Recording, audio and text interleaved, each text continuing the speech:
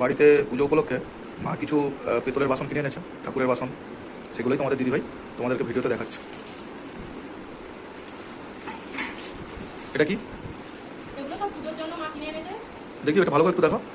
এটা জগন্নাথ বলরাম সুভদ্রা আর ছবি আছে, এটাই মা নিয়ে এসেছে। বাহ, আর কিছু গামলা কিনে এনেছে।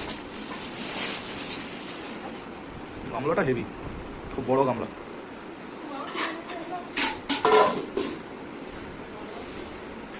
বাহ বাহ, আর ঠাকুরের ভোগ রান্না হবে বলেই তার জন্য মা হাঁড়ি কিনে এনেছে। আগে একটা হাঁড়ি আছে, তারপরে মা আবার কিনে এনেছে। এটা একটু বড়, আগেরটা যেটা সেটা একটু ছোট করে, তাই মা কিনে এনেছে এটা।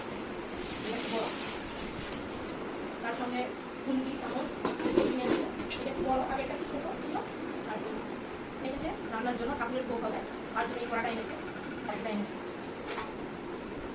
কিনে এনেছে এগুলো।